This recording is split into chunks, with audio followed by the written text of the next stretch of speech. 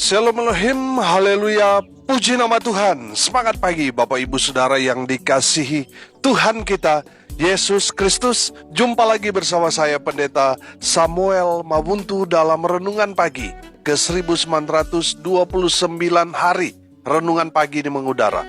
Puji Tuhan. Bapak Ibu Saudara yang dikasihi Tuhan, sebelum kita mengawali segala aktivitas kita di pagi hari ini, mari kita buka hari ini bersama Tuhan dengan mendengarkan firman Tuhan. Sebelum kita membaca, mendengarkan, dan merenungkan firman Tuhan hari ini, mari kita berdoa. Minta pimpinan Roh Kudus. Kita berdoa.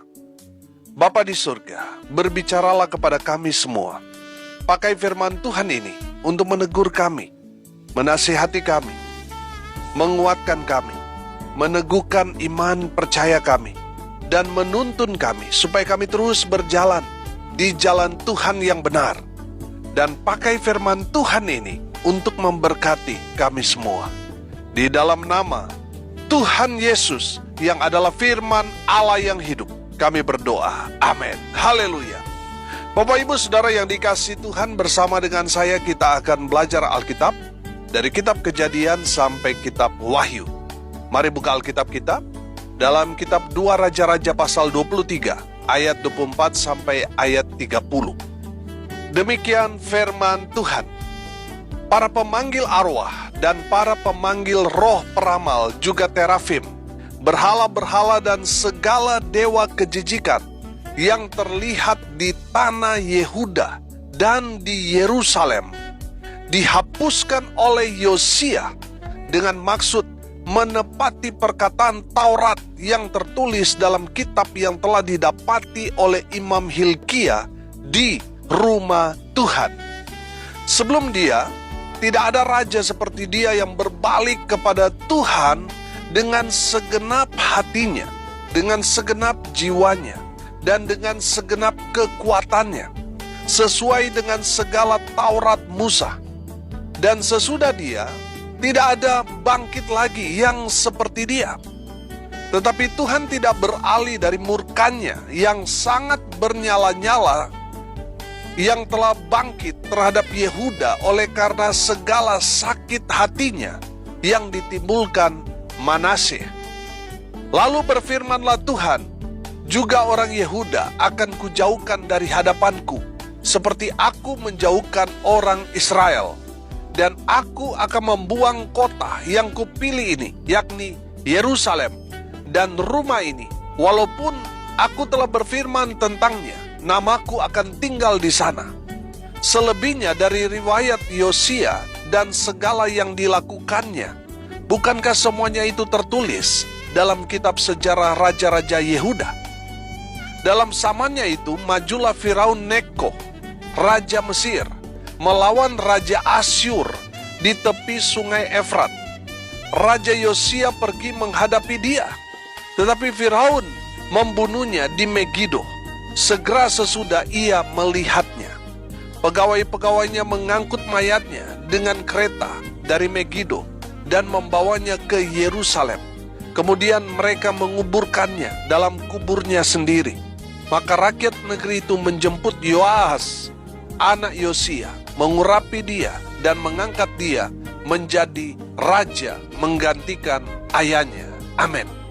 Bapak Ibu Saudara yang dikasihi Tuhan, konteks kebenaran firman Tuhan ini menceritakan tentang Raja Yehuda yang bernama Yosia.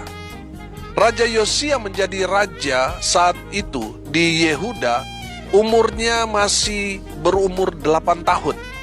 Dan Yosia hidup menyenangkan hati Tuhan dengan cara hidup yang benar di mata Tuhan. Dia taat pada firman Tuhan. Dia cinta akan rumah Tuhan. Dia betul-betul takut akan Tuhan. Dan dia betul-betul merobohkan semua tiang-tiang penyembahan berhala yang ada di Yehuda. Saudara lihat ayat 25. Sebelum dia, tidak ada raja seperti dia yang berbalik kepada Tuhan dengan segenap hatinya, dengan segenap jiwanya, dan dengan segenap kekuatannya, sesuai dengan segala Taurat Musa. Dan sesudah dia, tidak ada bangkit lagi yang seperti dia. Haleluya. Bapak Ibu Saudara yang dikasihi Tuhan, kalau kita mempelajari perjalanan hidup Raja Yosia adalah raja yang lurus, yang hidupnya berkenan bagi Tuhan. Amin. Tapi ada pepatah mengatakan, tidak ada gading yang tidak retak. Kalau saya bisa artikan dengan bahasa saya, tidak ada yang sempurna.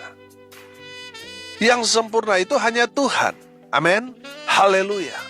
Saya melihat saudara perjalanan para raja-raja Yehuda dan Israel yang hidup benar sekalipun. Pada akhir atau dalam perjalanan kehidupan mereka, di tengah-tengah hidup mereka, pasti ada satu kesalahan yang mereka buat. Contoh seperti Daud. Daud hebat, luar biasa. Dia adalah raja yang sangat-sangat dikasihi Tuhan. Tapi dia pernah melakukan kesalahan yang fatal ketika dia mengambil istri orang. Raja Daud yang hebat, yang dekat dengan Tuhan, yang menyenangkan hati Tuhan, pernah buat satu kesalahan fatal.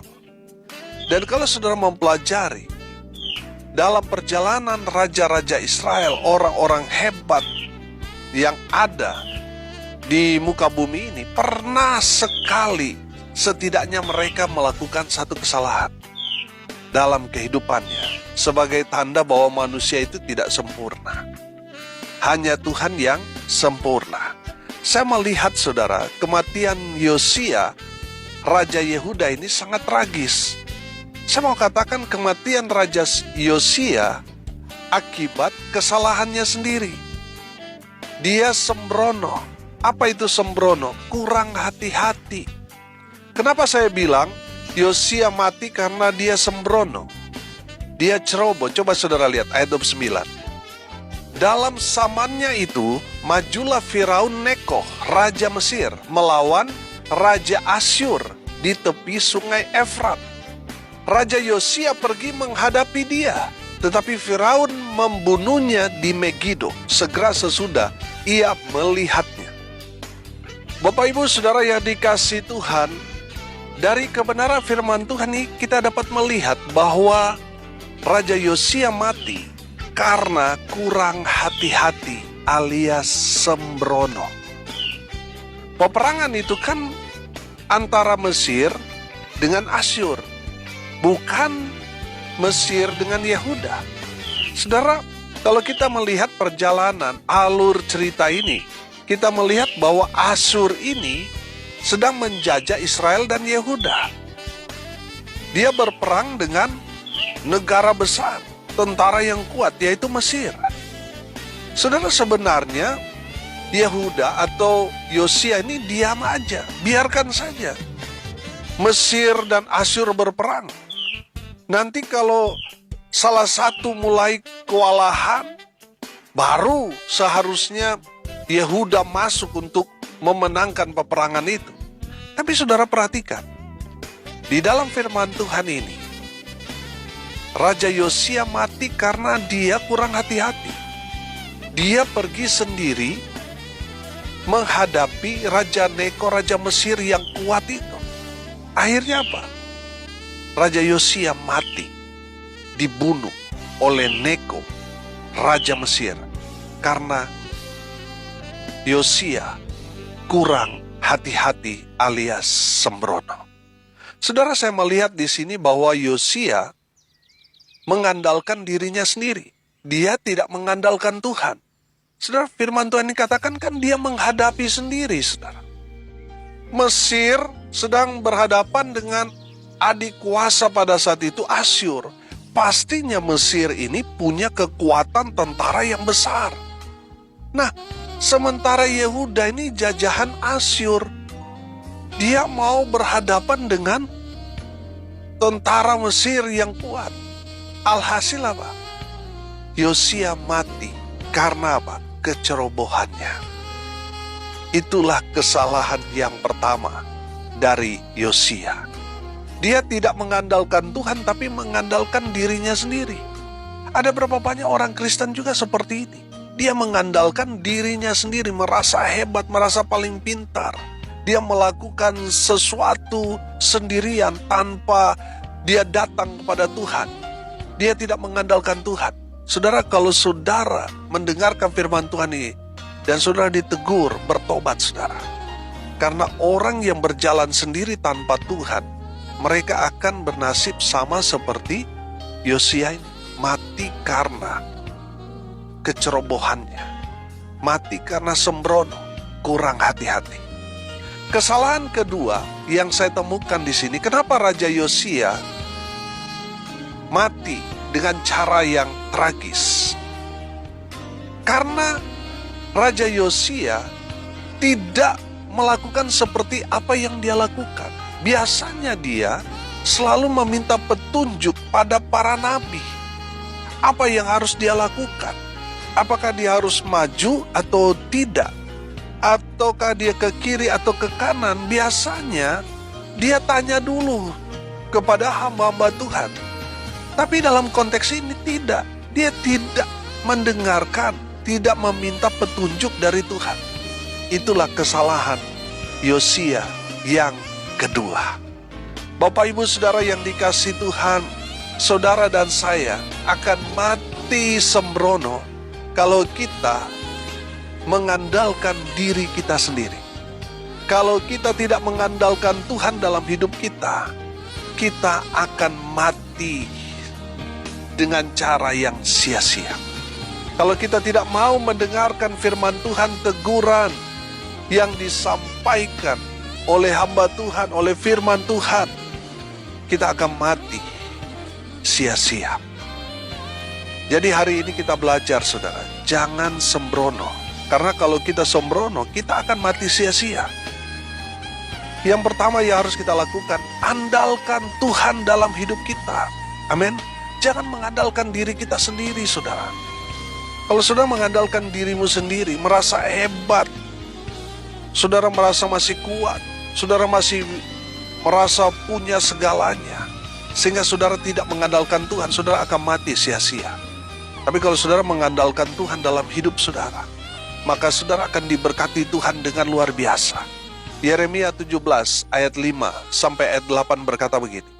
Beginilah firman Tuhan, terkutuklah orang yang mengandalkan manusia, yang mengandalkan kekuatannya sendiri, dan yang hatinya menjauh daripada Tuhan. Ia akan seperti semak bulus di padang belantara. Ia tidak akan mengalami datangnya keadaan baik. Ia akan tinggal di tanah angus di padang gurun, di negeri padang asin yang tidak berpenduduk. Diberkatilah orang yang mengandalkan Tuhan, yang menaruh harapannya pada Tuhan. Ia akan seperti pohon yang ditanam di tepi air, yang merambatkan akar-akarnya ke tepi batang air, dan yang tidak mengalami datangnya panas terik, yang daunnya tetap hijau, yang tidak khawatir dalam tahun kering, dan yang tidak berhenti menghasilkan buah. Amin. Haleluya. Bapak Ibu Saudara yang dikasihi Tuhan, dari firman Tuhan ini kita dapat melihat kutuk dan berkat. Orang yang terkutuk adalah orang yang mengandalkan manusia, yang mengandalkan dirinya sendiri, yang mengandalkan keluarganya, koneksinya, harta, kekayaannya, dan lain sebagainya. Itu orang terkutuk.